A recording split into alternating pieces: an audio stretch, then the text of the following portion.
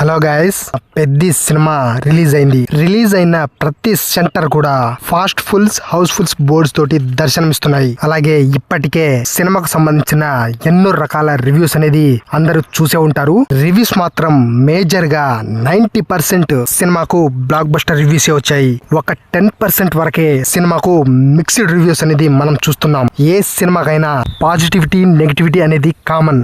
ఇక అందులో mega power star Ram Charan cinema వస్తుందంటే చాలు ఒక వర్గం ఎప్పుడు సినిమాకు ఎలా నెగిటివ్ చేయాలా అని చూస్తూ ఉంటుంది. కానీ అదంతా గేమ్ చేంజర్ సినిమా వరకు మాత్రమే చెల్లిందని చెప్పాలి. కానీ ఇక్కడ బుచ్చిబాబు ఒక సాలిడ్ పవర్ ప్యాక్డ్ స్క్రిప్ట్ తోటి అదిరిపోయేలా నెక్స్ట్ లెవెల్లో పెద్ద సినిమాని మన ముందుకు తీసుకొచ్చాడు.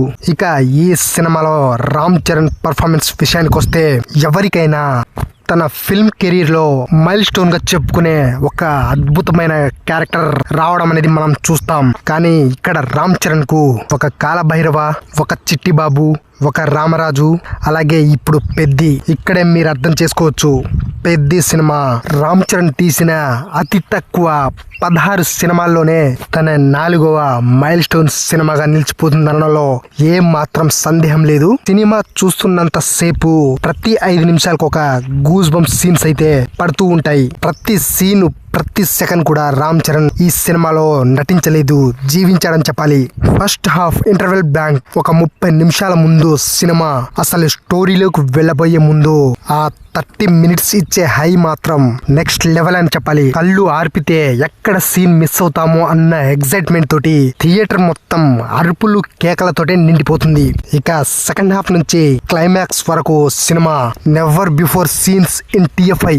ప్రతి సీను ప్రతి కుస్తీ ఎపిసోడ్ కూడా అల్టిమేట్. రామ్ చరణ్ అయితే శివ తాండవం ఆడేశాడు. మెయిన్ గా చెప్పాలంటే సినిమా చూస్తున్నంత సేపు సెకండ్ హాఫ్ మొత్తం చాలా ఎమోషనల్ గా ఉంటుంది. సెకండ్ హాఫ్ లో లాస్ట్ 40 to 50 మినిట్స్ అయితే కన్నీళ్లు పెట్టుకుని వారు ఉండారంటే నమ్మండి సినిమా ఏ లెవెల్లో ఉంటుందో. రామ్ చరణ్ ఎక్స్పెరిమెంట్ చేయకుండా కమర్షియల్ సినిమాతోటి వచ్చినప్పుడు ఫెయిల్ అయ్యాడేమో, కానీ ఎక్స్పెరిమెంట్ చేసిన ప్రతిసారి సక్సెస్ అవుతూనే ఉన్నాడు, సక్సెస్ అవుతూనే వస్తున్నాడు. చిన్న పిల్లల నుంచి ఫ్యామిలీ ఆడియన్స్ నుంచి ప్రతి ఒక్కరూ ఈ సినిమాని చూస్తే ఖచ్చితంగా ఇన్స్పైర్ అవుతారు.